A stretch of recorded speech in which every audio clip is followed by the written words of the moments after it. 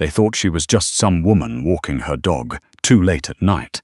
That was their first mistake. It wouldn't be their last. The parking garage on Meridian Street had been closed for renovation since March. The city had bolted a chain across the entrance ramp, hung a sun-bleached sign that read "Constructural Assessment in Progress," and promptly forgotten about it, which made it, by midnight on a Tuesday in late October, the perfect place for absolutely nobody to be. Nobody except Lee Kavanaugh. She walked the perimeter twice before she entered, not out of nervousness, but out of habit so deeply embedded it had stopped being a conscious decision years ago. She noted the busted overhead light on the second pillar, the drainage grate that had shifted 3 inches off-center, the silver pickup truck parked in the far corner with no plates, and a cracked side mirror held on with electrical tape. She noticed all of it, filed it away, said nothing. Beside her, Brone walked with the kind of quiet authority that most dogs twice his size never managed. He was a Belgian Malinois, 71 pounds of controlled energy, with a dark muzzle that bled into a coat the color of sun-bleached sand. He didn't pull at his leash, he didn't sniff at the ground. He walked the way soldiers walk when they know something is wrong but aren't sure what yet. Head slightly elevated, ears soft but tracking. Lee had adopted him 14 months ago, after he was medically discharged from his unit following a puncture wound that nicked his left lung. The attending vet had cleared him for a normal life. Brone clearly hadn't read the report. She'd named him after the call sign of a handler she'd lost in Kandahar. It was the kind of thing you didn't explain to people. The night was cold enough that her breath came out in thin wisps. She'd worn her old grey training pullover, no insignia, and cargo pants that had been washed so many times the fabric had gone soft as flannel. No jewelry, boots she could move in. She looked, to anyone who didn't know how to look, like a woman who'd made a poor choice about where to walk her dog.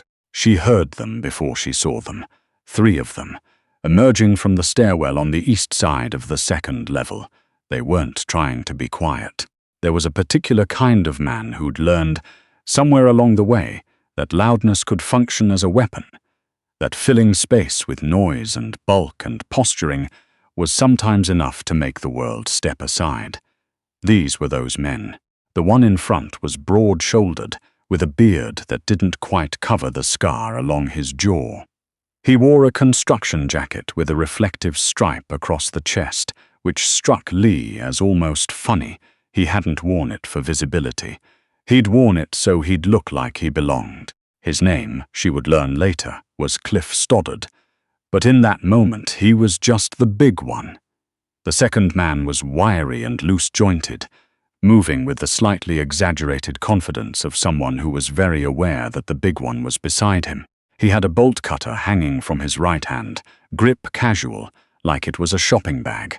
His name was Danny Price.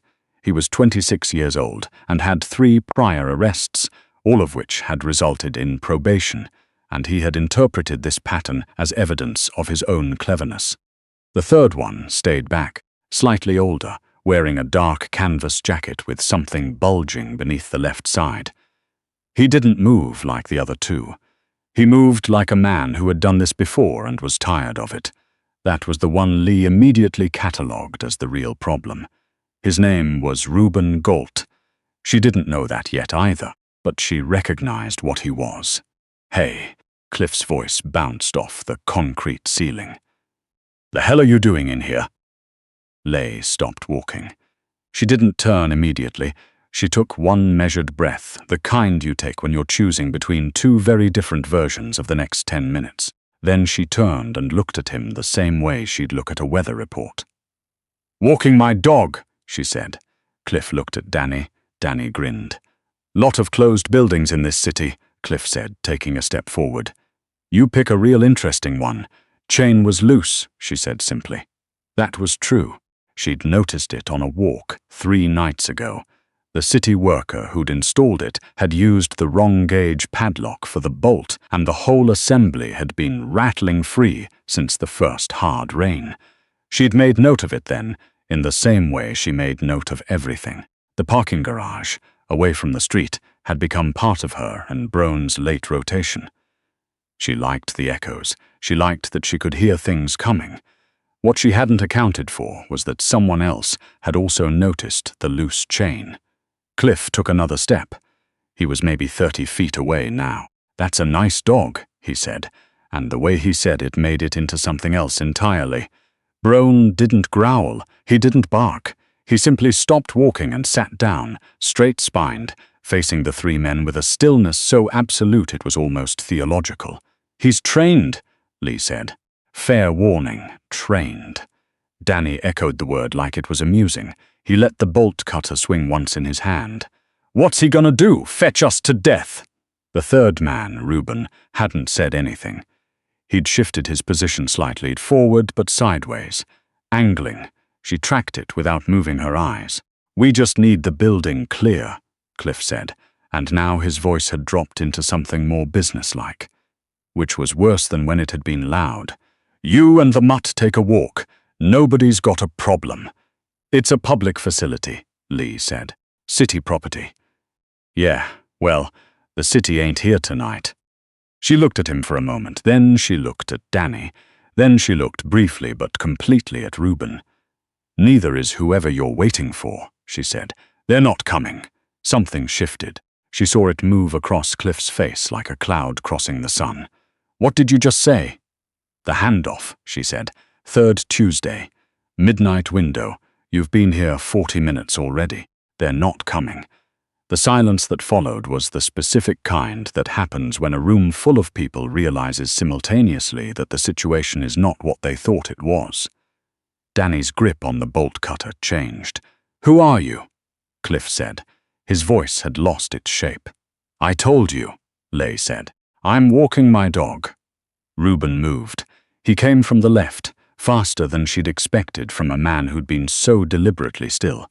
His hand was already coming out from under the jacket. She had approximately 1 second. Brone.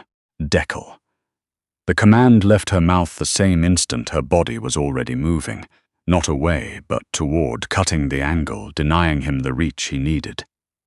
Brone was already gone, leash released, covering the 12 feet to Reuben's right side in a time frame that didn't seem physically reasonable. The gun never cleared the holster. Brone hit Reuben's forearm at the exact point of extension, and the sound of it, the impact, the grunt, the scrabbling of boots on concrete, echoed through the whole second level. Reuben went down hard on his shoulder, and Brone held him there, applying force with surgical patience, waiting. Lee had already turned. Danny had raised the bolt cutter.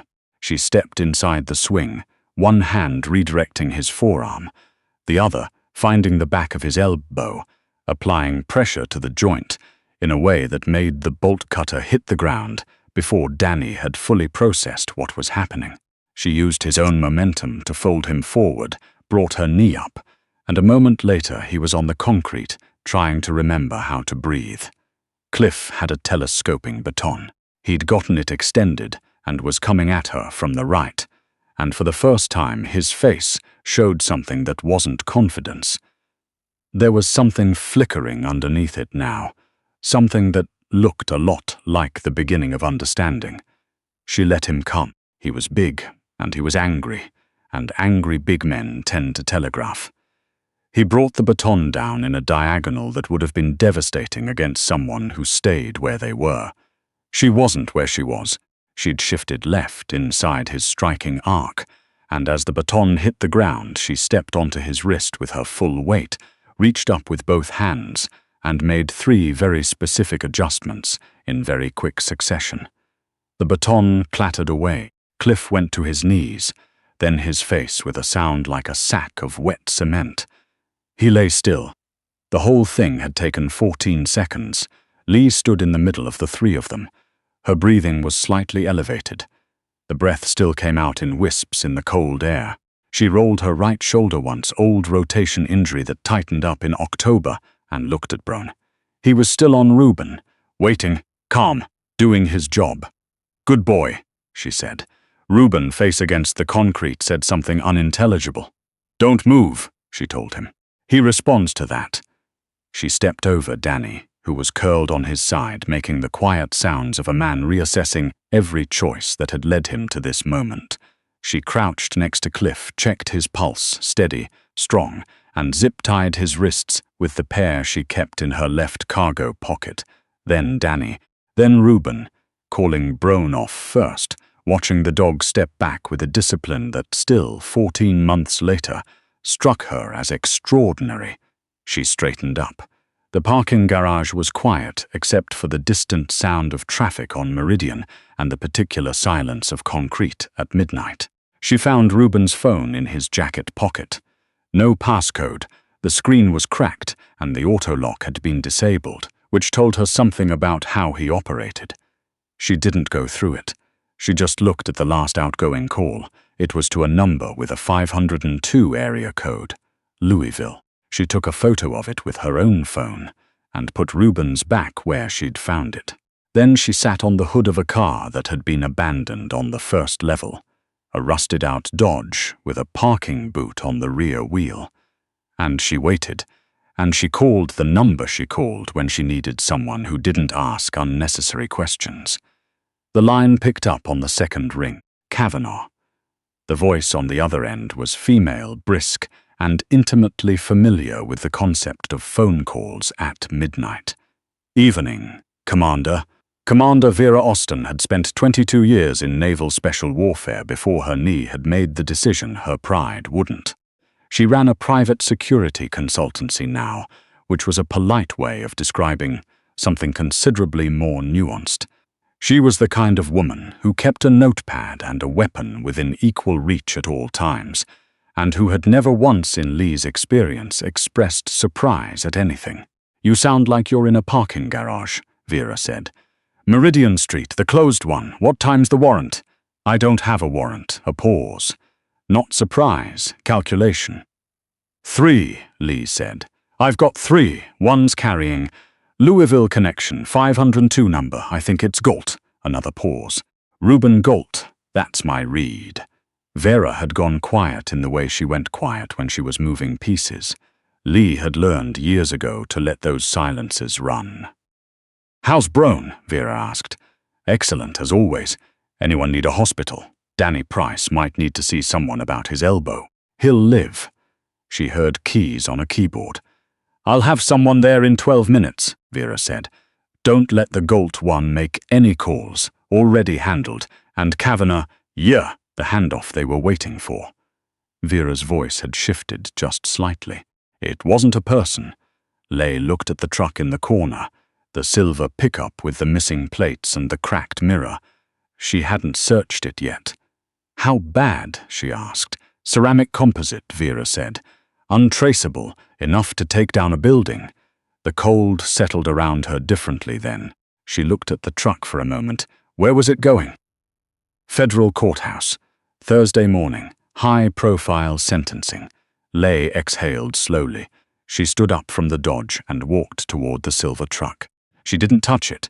She just stood in front of it and looked at it the way you look at something that 20 minutes ago you had no idea existed. "Any other sights?" she asked. "2 more in the metro. Teams are moving." The typing sounds again. "You just walked your dog into something significantly larger than a late-night mugging, Kavanaugh." "I noticed. 12 minutes. I'll be here." She ended the call.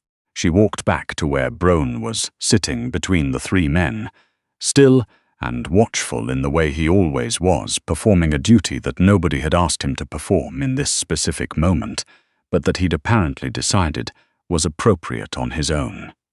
She sat down on the concrete beside him. He didn't look at her, but his tail ticked once, one slow, precise movement like punctuation. "You did good," she told him. His ears shifted slightly. "Accepted." She thought about the courthouse. She thought about a Thursday morning in late October, people streaming through the metal detectors, defense attorneys with briefcases, families of victims waiting in the hallways. She thought about the kind of damage ceramic composite caused in an enclosed concrete structure, and she made herself stop thinking about it, because there was nothing to be done about that now, except wait for the 12 minutes to pass. Cliff Stoddard made a sound. "Who are you?" he said. His voice was muffled by the concrete, but still carried the shape of the question. He genuinely wanted to know. Whatever scenario he'd run through his head when he'd walked out of that stairwell, she had not been part of it. She looked at him. "I told you," she said. "I was walking my dog." His head turned slightly, just enough to look at Brone. Brone looked back at him with the expression of a creature who had seen this moment, this exact moment, this specific shape of human confusion in the aftermath of human error, more times than could reasonably be counted. Cliff said nothing after that. The 12 minutes passed almost exactly as promised. She heard the vehicles before she saw their lights. 2 black SUVs and a panel van, moving without sirens but with the particular purposeful speed of people who had been waiting for this kind of call. They swept the entry ramp and came up the first-level ramp with agents in tactical vests already deploying before the doors were fully open. The one who walked toward her was tall, early 40s, with the posture of someone who'd spent a long time in the military and not quite left it behind. His name was Special Agent Warren Birch. She knew him from 2 previous intercepts that had never appeared in any report she'd seen. "Kavanagh," he said. "Birch." He looked at the 3 men on the ground. He looked at the truck. He looked at Brone. "That's Galt," he said, nodding at Reuben. "That's my read. His phone has a 502 number in the recent log. I left it where I found it, appreciated." He was already turning, gesturing to his team.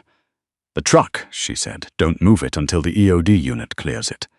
He looked back at her. "I know," he said. She believed him. She watched the team work. Efficient, economical, no wasted motion.